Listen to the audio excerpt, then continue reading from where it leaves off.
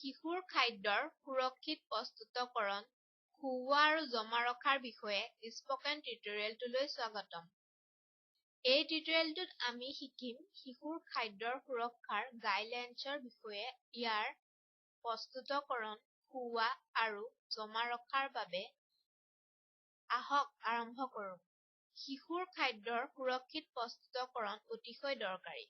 ই শিশুটোক খাদ্যজনিত সংক্ৰমণৰ পৰা বচায়।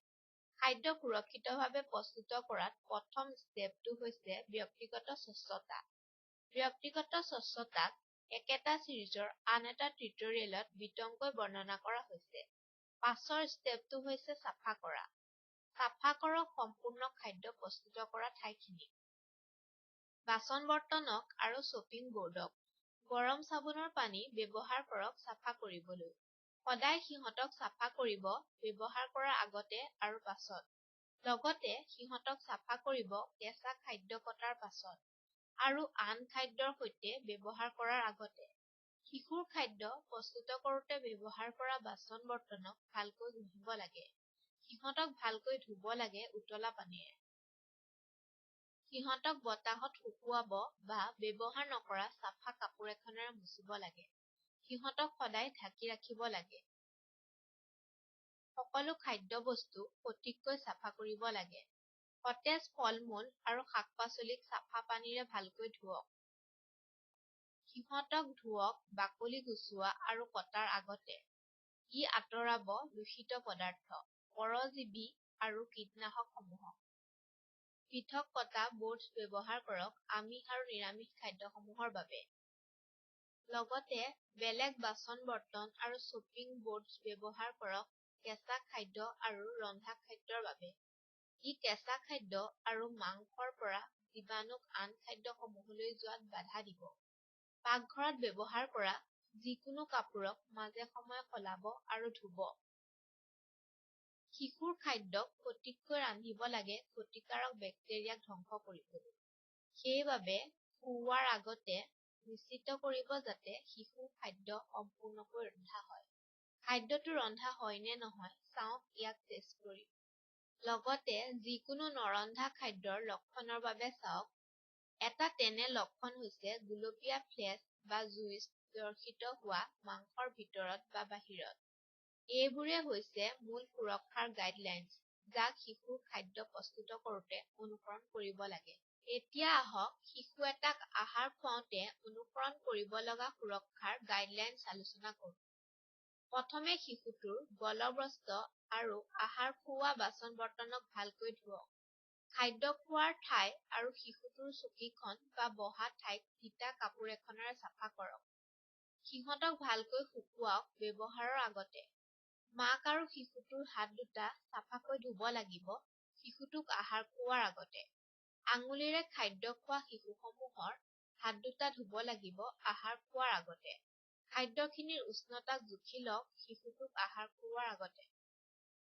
ইয়াক জুখিব পাৰি অলপ পৰিমাণৰ খাদ্য আহাৰ খুওৱা লোকজনৰ মণিবন্ধত দি।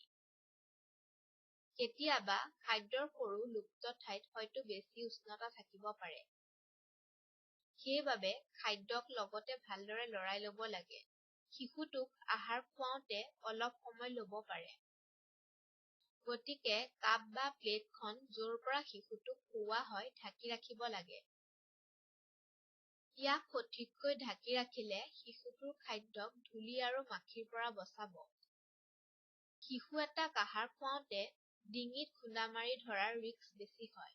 ডিঙিত খুন্দা মাৰি নধৰিবলৈ শিশুটোক চিধাকৈ বহি থকাত নিশ্চিত কৰক। শিশুটোৱে আহাৰ খাই থাকোঁতে খোজ কাঢ়িব বা দৌৰিব নালাগে। আহাৰ খাই থাকোঁতে শিশুটোক কেতিয়াও অকলশৰে নেৰিব। শিশুটোক লাহে লাহে খাবলৈ আৰু খাদ্যক ভালকৈ চোবাবলৈ উৎসাহিত কৰক।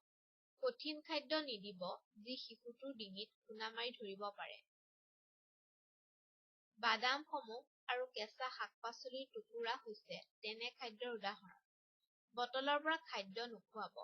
এতিয়া আহক শিশুৰ খাদ্যক সুৰক্ষিতভাৱে জমা ৰখাক আলোচনা কৰোঁ।